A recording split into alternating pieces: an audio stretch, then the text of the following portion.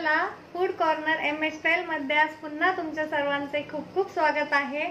आजची आपली रेसिपी आहे साबुदाण्यापासून आपण साबुदाणा स्टिक बनवणार आहोत। फार सोपी आणि झटपट होणारी रेसिपी आहे। रेसिपी पूर्ण बघा आणि घरी नक्की ट्राय करा। ट्राय करून झाल्यावर मला कशी झाली कमेंट बॉक्स मध्ये नक्की सांगा। खाली डिस्क्रिप्शन लिंक दिलेली आहे, तिथे जाऊन चॅनलला नक्की सबस्क्राइब करा। आणि चला तर मग झटपट आजच्या रेसिपीला सुरुवात करूया आणि बघूया त्यासाठी काय काय साहित्य पाहिजे। चला तर मग आपण रेसिपीला सुरुवात करूया। इथे साबुदाणा घेतला आहे आपण 3 ते 4 तास भिजवून घेतलेला आहे। आपण बघू शकता इथे शेंगदाण्याचा कूट आहे 1 वाटी। शेंगदाणे भाजून त्याचा कूट करून घेतलाय आपण। इथे 3 ते 4 बटाटे उकडून घेतलेले आपण।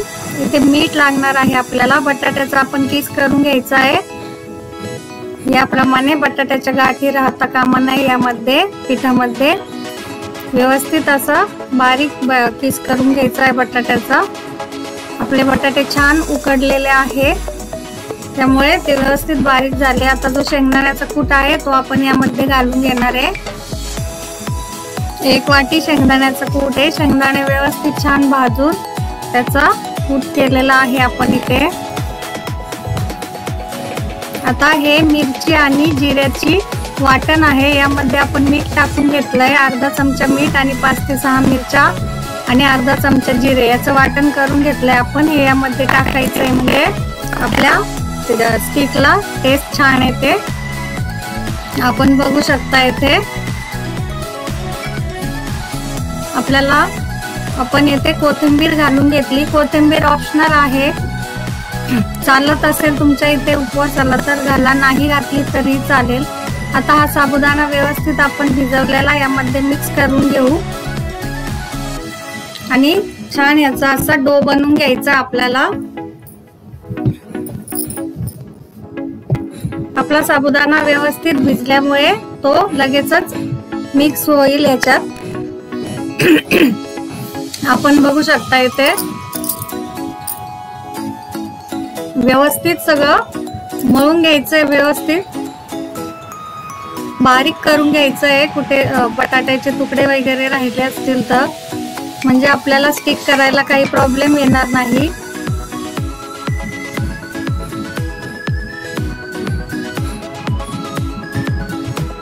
हळूहळू सर्व मिश्रण अशा प्रकारे आपल्याला इथे मिक्स करून घ्यायचंय।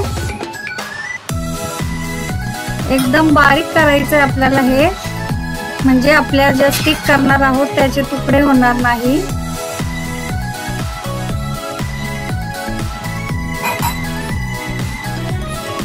आता यामध्ये थोडंसं आणखी मीठ घालून घेऊ आपण। मिरची वाटताना आपण मीठ घालून घेतलं होतं इथे, पण आता बटाटे आणि साबुदाणा आपला भरपूर असल्यामुळे मीठ कमी पडेल, त्यामुळे आपण इथे अजून अर्धा चमचा मीठ यामध्ये घालून घेतलं। इथे 1 चमचा दही घालून घेतलंय मी। हे सुद्धा ऑप्शनल आहे, आवडत नसेल तर नाही घातलं तरी चालेल, पण ह्याच्यामुळे आपलं डो बाइंडिंग व्हायला व्यवस्थित मदत होते आणि आपल्या स्टिकची टेस्टही फार छान येते यामुळे। पुन्हा हे सर्व मिश्रण व्यवस्थित मिक्स करून घ्यायचंय आपल्याला। 4 ते 5 मिनिटात आपला हा डो बनवून तयार होतो। आपण त्याला जेवढं जास्त व्यवस्थित मिक्स करू तेवढा आपल्या स्टिक छान होतात। आता हे आपण साईडला ठेवून दिलंय। आपण बघू शकता इथे मस्त असा डो तयार झालेला आहे आपल्या मिश्रणाचा।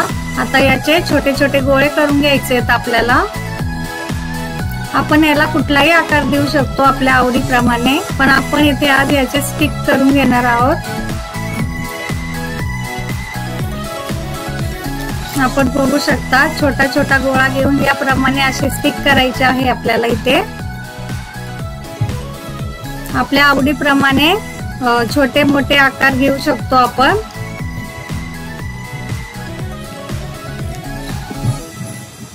हळूहळू असे वळायचे आहे। हाताला थोडंसं तेल लावून घ्यायचं आहे, नाहीतर हे मिश्रण हाताला चिकटण्याची शक्यता असते। आपण बघू शकता इथे आपल्याला जसा आकार आवडत असेल त्याप्रमाणे आपण याचे स्टिक करून घ्यायचे आहे। आपण याचे बॉलही तयार करू शकतो या मिश्रणाचे, तेही छान लागतात। यामध्ये आपण भरपूर बटाटा आणि शेंगदाण्याचा कूट घातला आहे, त्यामुळे ते भरपूर क्रिस्पी होतात आणि टेस्टलाही छान लागतात। हे बघा आपले सर्व स्टिक या बनवून तयार आहे, आपण बघू शकता इथे।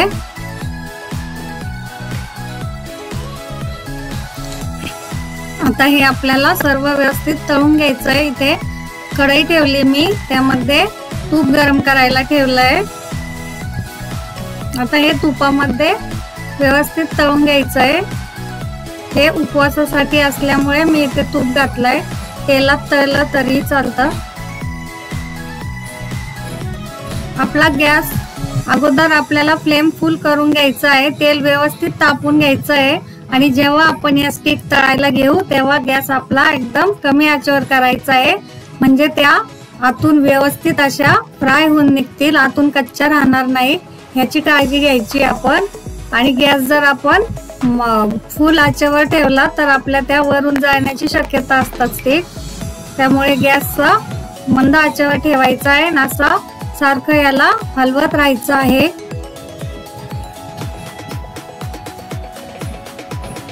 आपण येथे बघू शकता हळूहळू आपल्या स्टिकचा कलर चेंज होतोय।